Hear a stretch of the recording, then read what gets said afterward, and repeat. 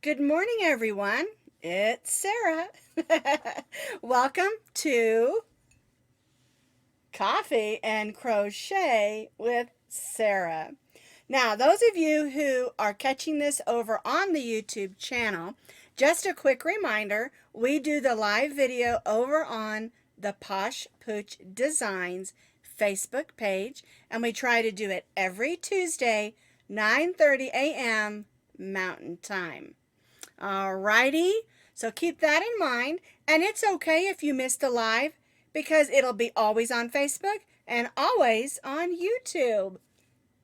Well, good morning. I see a bunch of you popping in. There's Stacy and Karen and Crystal, Sinead and Marlene, Susan, Paula, and Tammy. Let me move this down.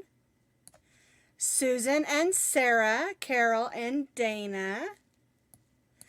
All right, now, thank you all for popping in, by the way. It means a lot to me that you take a little bit of time out of your day to watch my live video. And something I just really wanted to say was thank you. Last week we talked a little bit about how crochet is healing. And so many of you gave me your story. Many of you messaged me and emailed me and told me your stories about how crochet has helped you heal, how it helps you with anxiety and depression. And some of you told me how it helped you quit drugs and alcohol, helped you quit overeating, helped you quit smoking. Lots of wonderful, wonderful healing ways that crochet can help us. And it just really, really blessed my heart and made me feel really humble that you would take the time to do that, because I do believe that crochet can help us and it can help us heal. And there's lots of wonderful ways by crocheting, of course, and taking time away, but also giving it away what we make, or even if we make a little coin from selling a few items. All right, so I just really wanted to thank you all for taking the time to comment on the Facebook page, on the YouTube channel page, and also all the messages and emails that you sent me. Really, really meant a lot to me. All right, I see a few more of you have clicked in there. There's Carol and Dana, Dawn, Rita, Teresa, Vicky and Jeanette, Pam, Tina, Beth, Julie, and Dawn. And like I said, I love seeing new names, and I love seeing a lot of you your names pop up that have been following me for a long time. That also means a lot to me, because you know I can't do what I do, which is what I love, without all of you. Now, before we get into our conversation about yarn label symbols, I wanted to show you something real quick. I'm going to go to my computer here, and then I'm going to click over here. I get questions every day, do I have an Instagram account? And this is me. You can go to Sara Sach. Sorry, it's Sara Posh Pooch. It's all one word. And you can go there and find me. You can also put in your search engine Posh Pooch Designs or Sara Sach, and my Instagram will come up. It's a good idea to have Instagram because, let's get back up to the front camera here, because I always, if you miss something on the Facebook page or you miss something somewhere else, I always do try when I make a new video or when I make a new pattern or something fun like about my puppies. You know, I love my chihuahuas. I'll put that on Instagram as well. So feel free to follow me over on Instagram. All right, I see Pat and Judy and Tina and Jennifer have all clicked in. Cheryl and Ruth, Margaret. Let's see, looks like I've got everybody. All right, you know what it's time for. It's time to clink in. Clink. Isn't that an adorable Chihuahua cup? I don't remember where I got it. I've had it for a while, but I thought it looked a lot like my Rosie. And see what it says up here? It says, best dog. Well, Max and Rosie are both my best dogs. All righty. Now let's get into our conversation about what do those crazy symbols on our yarn mean. All right, so let me click down here to the top cam. I've got this set up already. I'm going to move this piece of paper and just use this for now. And when you get a skein, a cake, a skein, or however you pronounce that, when you get some yarn, it usually has a label on it. And you'll see that it has these symbols. Now, first you have this symbol. That gives you your yarn weight. And that's not the weight of the yarn itself. It's the thickness of the yarn individually, the thickness. All right, and so that can go anywhere from like a 00 all the way up to, I think we've got an 8 now, because the yarn is getting thicker and thicker. This one says medium 4, and a medium 4 is one of the most popular weights of yarn. I like 4. I also like 5 a lot. It's a little thicker, but that's what you'll find in that first square. The next square, you see how it has a little crochet hook? That's going to tell you the recommended crochet hook. This says an I9. And then it has these other things around there. It says 4 by 4 inch or 10 by 10 centimeter. And it's telling you that if you single crochet for 13 single crochets across and 14 rows will get you a 4 by 4 inch swatch. So if you're someone who likes to swatch, that's what that's for. I don't always swatch, and I know I'm confessing that we should swatch, but I don't always. A lot of times I make what I'm making and then measure. I do things different than a lot of people. I don't follow the rules. This square over here is your knitting information. You can see it's got little knitting needles. It's telling you your millimeters. Oh, I forgot up here was your millimeters, 5.5. But over here it's telling you that the recommended knitting needle is an 8 US and 5 millimeter, and it's got the same swatch, 4 by 4 or 10 by 10 centimeters. And then it's telling you that 16 stitches and 22 rows should get you a 4 by 4 swatch. That's just a little bit of information there. What I want to talk to you about are these symbols down here. And why are they there? What are they telling us? All right, so what I'm going to do is I'm going to bring this, I got this off of, I believe it was All Free Crochet. It might have been, I think actually I got this one off the Crochet Guild of America. I can't remember. Let me get this straight here. There we go. And so what you have are the 4 squares. Let me show you this again. 1, 2, 3, 4 squares. All right, the first square is telling you how you can wash it. And here's all the different symbols that could be there. Do not wash. Hand wash only. Normal, which is just throw it in with your laundry. Delicate or gentle. Cool or cold. Warm or hot. And most of the time you'll find that it has this symbol, and then it will also have, let's go back to this one, it'll also have, let me get this so you can see this, a temperature in there. This says that you can wash this particular yarn at 86 degrees Fahrenheit or 30 degrees Celsius. So it's telling you you can wash this in the washing machine, and at what temperature that it is okay to wash it. All right, and so that's what the first symbol is telling you, is how you can wash that particular yarn or what you've made with that yarn. And we'll talk about that in just a second. The second symbol is whether you can bleach it or not.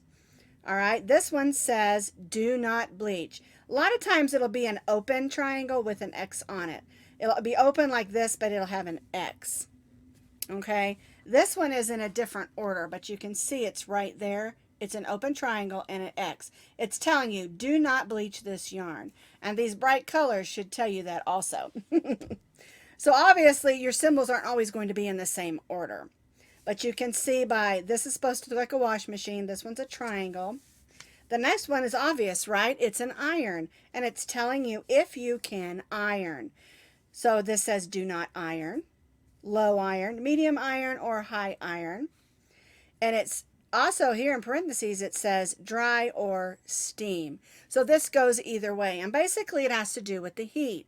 You don't want to iron something that you've made with acrylic yarn on a high heat or it will melt. All right, so let's look at this one that we're using as our example. It has the iron with an X. So we do not iron this yarn. All right, so the last one is usually a circle, or it'll have a circle with a dot in it. Okay, and so you'll have a circle with an X if you're not supposed to dry clean it.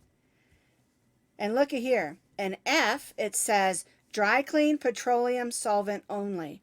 And that has to do with the chemicals that they use to dry clean. All right, this one also says dry clean any solvent except, and here's this big long word. So if you're taking a blanket in to have it dry cleaned, ask them what chemicals they're using. And it looks like tricloethylene, but I may be pronouncing that incorrectly. And I had a little experience with this because I take my husband's suits to our local dry cleaner. Really nice people. They're always ready before they say they're going to be. But I asked her about this, and she says they don't use this particular chemical. They use these. And so it's a good idea to ask when you go to the dry cleaner, if it's something that can be dry cleaned, what chemicals that they're using. And of course, A is any solvent. All right, I'm going to grab this one more time, and you'll notice this one has a circle with a P, a dot. I was going to say P because that's a P, with a dot. And usually that means that you can dry clean it because it has the dot. A lot of times the symbols will vary. And if you don't know, for instance, you bought this particular yarn and you see this and you don't know what that means, a couple of places that you can go, let me click back to the front camera here. A couple of places that you can go, you can always Google it, but sometimes when you're dealing with the symbol, you're not really sure what to put in, right?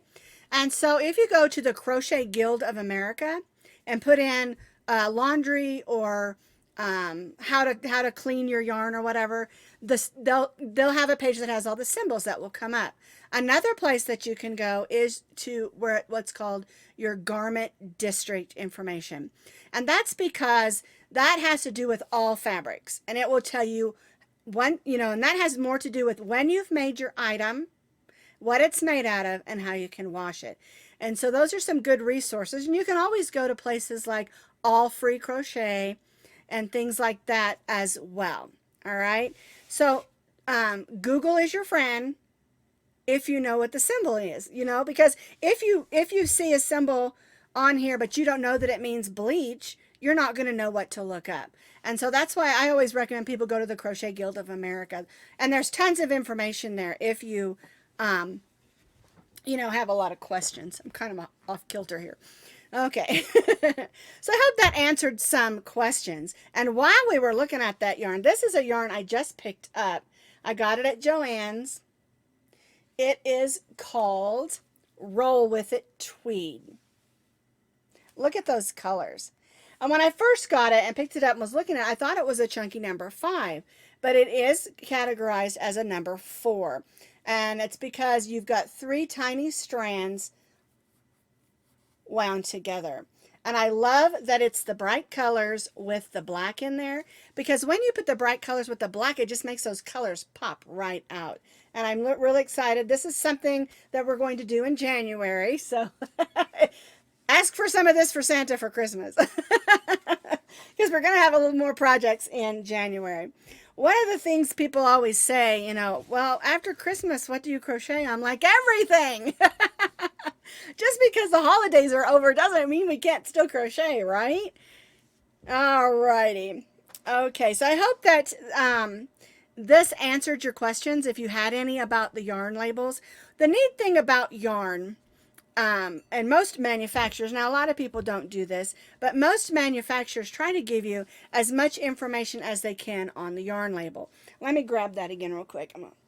Because if you look at it, here's the symbol for scanning it out, right? And then look at all this information. There's tons of it.